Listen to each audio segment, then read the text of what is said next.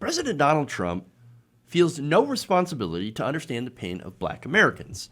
Now, he admitted this during an interview with journalist Bob Woodward back in June 2019. June 19th, 2020. So this was, of course, during the George Floyd protests. This was after Floyd was, of course, killed by a police officer who kneeled on his neck for about 8-9 minutes. And so now President Trump is going to get asked by Woodward, about like, hey, do you like not understand, do you understand the pain of black Americans? Do you think that maybe you've been a little bit privileged? In fact, I just want to play that question and his answer for you. Let me ask you this. I mean, we share one thing in common. We're white, privileged, who my father was a lawyer and a judge in Illinois, and we know what your dad did. And do you have any sense that privilege has isolated and put you in a cave to a certain extent, as it put me and I think lots of white privileged people in a cave, and that we have to work our way out of it to understand the anger and the pain particularly black people feel in this country? No, you really drank the Kool-Aid, didn't you? Just listen to you. Wow. No, I don't feel that at all. Wow. Okay. So, look, that was a pretty good detailed question, right? If anything, Woodward knows how to ask questions. He just doesn't know how to release tapes that he, sat on for quite some time, for months, while people were dying of COVID. But anyway, I guess we'll get to that criticism later. But that was just a taste. All right. No, good question. And his answer is really telling about who he is. You drank the Kool-Aid. So wait, empathy for human beings, the very human beings, by the way, you were supposed to lead, right? As leader of the country. That is drinking the Kool-Aid. You can't have empathy, right? Can't do it. But hey, nobody's surprised. This is who Donald Trump is. And by extension, conservatives who back him. He's got no empathy and a literal inability to understand the fact that he is very, very privileged. Look, as a working class person, if scraping to get by, right? In this, hyper capitalist hellscape that we live in, you think, wait a minute, how am I privileged? I have to work my ass off just to be able to feed my family, and I can barely afford, I barely afford my home. I'm working 2-3 jobs. I don't have health insurance. How the hell am I a privileged person, right? Think about it this way. As shitty as we have it, as the working class, right? At least we don't have to deal with institutionalized racism on top of what we already deal with.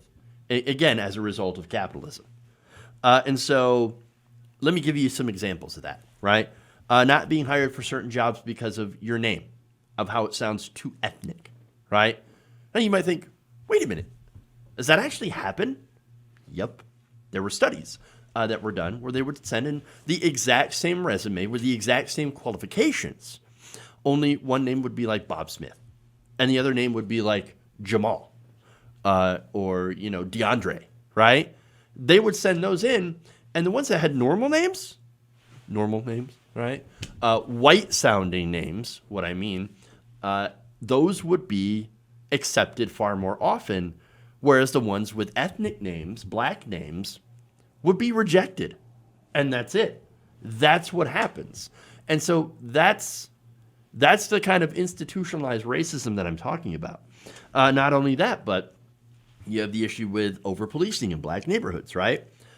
These black neighborhoods are impoverished due to, of course, things like redlining, white flight, the effects of segregation, for example. And then you end up having, of course, poverty going hand in hand with higher crime going hand in hand with police being, and because it kind of makes sense, right? If you have an area with higher crime, police are going to direct more resources to that area. And in turn, they're going to find more crime because now there's more police there, right? And then you get this cycle of where, well, there's more crime there, obviously, in these black areas, so we need to over-police them, right? To keep sending more and more resources, when in reality, the resources these communities need are, jobs, education, because again, poverty is kind of at the root of a lot of this crime. And so, you might want to do something about that, right?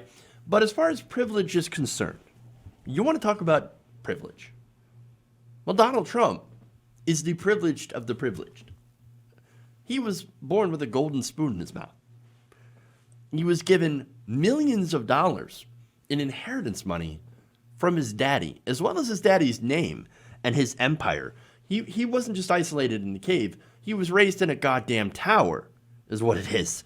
This person is the epitome of privilege. Never worked a goddamn day in his life.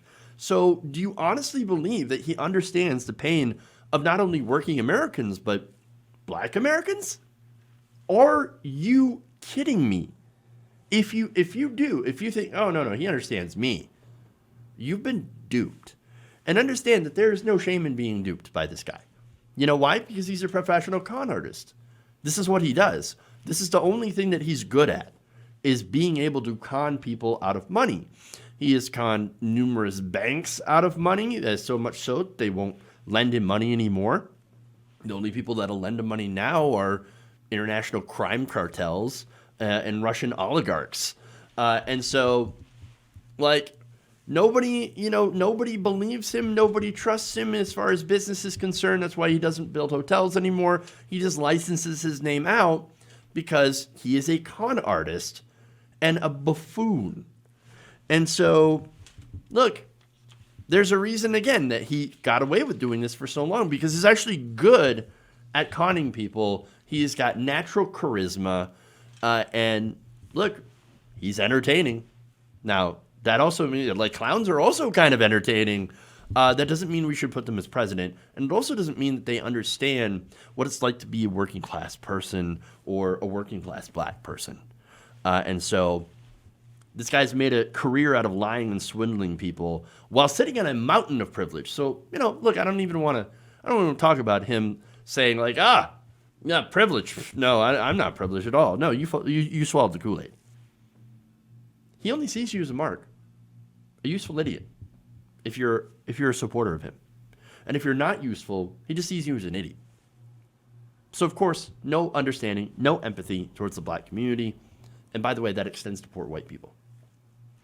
Anybody not wealthy is a dumb loser who he can take advantage of for his own personal gain. And speaking of personal gain, right?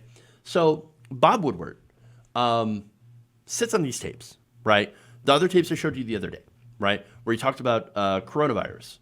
And he said, whoa, yeah, that's deadly. And it spreads real fast, all the way back in February. And then also admitting, oh yeah, I downplayed it. You downplayed a virus in March, right, that was starting to kill Americans, and continued to downplay it even to this day, admitting that you've done so. And yet Bob Woodward sits on this until he's about to release a book. His book, Rage. Well, you know what? Upon hearing the fact that you sat on this tape, yeah, I'm feeling a little bit of rage myself. Why would you sit on that unless your only goal is to release it so that you can make a buck? Don't you think that this was in the public interest to release it beforehand? To tell the public, hey, whoa, Donald Trump has already admitted this is dangerous, and he's downplaying right now, and he admits that he's downplaying it. Maybe you should, A, take this fucking seriously, this virus, and B, realize that Donald Trump is a goddamn liar. And not only that, but he's just a sociopath that is letting Americans die right now. Tens of thousands of Americans, at least at that point, right? And now, around 200,000 Americans have died from coronavirus. Bob Woodward, you could have done something. Instead, you served yourself. Congratulations. I'm actually less mad at Donald Trump because it's like saying, hey man, boy, I can't believe that snake just bit me. right? When I got near it. Yeah, that's what they do. Okay, that's what they do. I can't believe this cheetah just bit off somebody's face. That got too close to. That's what they do. Well, Donald Trump cons people, and he lies constantly. That's what he does. It's literally in his nature. But Bob Woodward, you could have done something about it. You could have at least informed us about it. And maybe it wouldn't have made a goddamn difference because nothing sticks to Donald Trump anyway. But maybe it would have. Maybe you could have saved some goddamn lives. Maybe. Maybe definitely Trump supporters wouldn't have listened. But maybe other people would have. Because remember at the beginning, there were a lot of people that were pretty skeptical about COVID-19. That were like, I don't know, we heard this before. This was Ebola, right? This was before it started killing a lot of people in the United States. Now, hey, I took it seriously pretty much from the beginning. And I had people warning me like, hey, don't be too like freaked out about this. It'll be fine. I was like, no, it actually is serious. And we should take it seriously. And we should be cautious about this. Because I do have a pretty bad feeling about it. And, well, now it sucks to be validated and vindicated in this way, but that's kind of right. And so, if anything, Woodward's reporting, would have at least validated the intelligence reports that were saying that this is a problem. Damn right it's a problem. And now it's a little late for that. I would urge no one to buy his book.